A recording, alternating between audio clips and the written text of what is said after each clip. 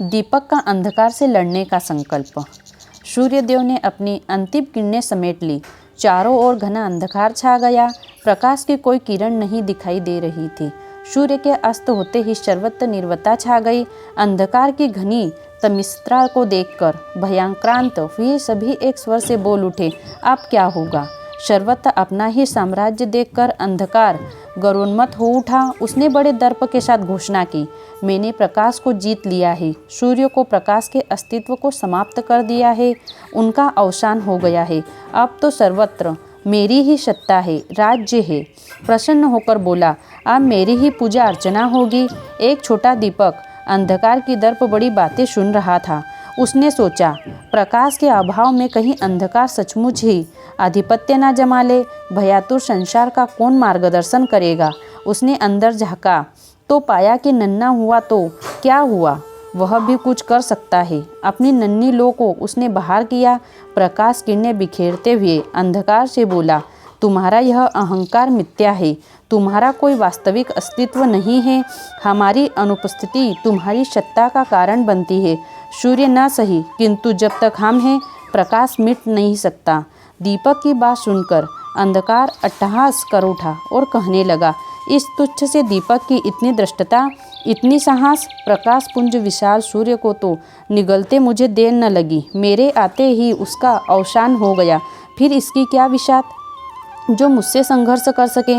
अंधकार ने क्रुद्ध होकर अपनी कालिमा और घनी कर दी। नन्हे दीपक की प्रकाश किरणों को ढकने का प्रयत्न करने लगा। नन्हा दीपक तनिक भी भयभीत न हुआ। उसे अपने पुरुषार्थ पर विश्वास बना रहा। स्थिर लो से सतत प्रकाश बिखेरता रहा। समय बीतता जा रहा था।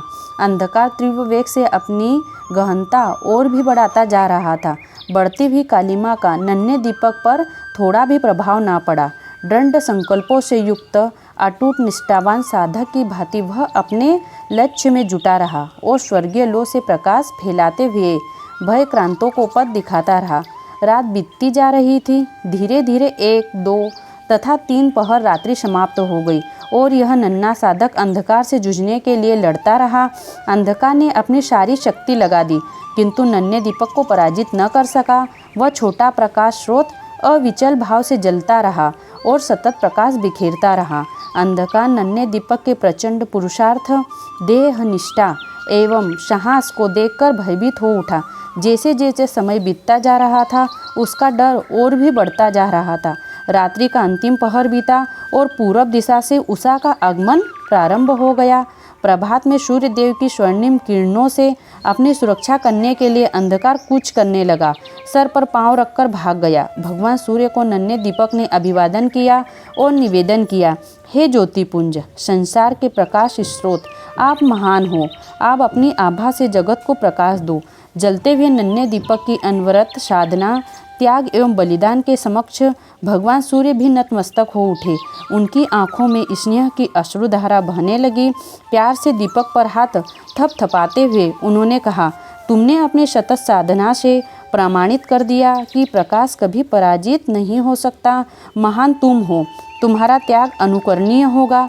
तुम्हारी महानता के समक्ष मैं नतमस्तक हूँ। मेरा प्रणाम, अभिनंदन स्वीकार करो। उन्हें दीपक ने संतोष की सांस ली और अपनी लो को समेटते हुए विश्राम को चल पड़ा।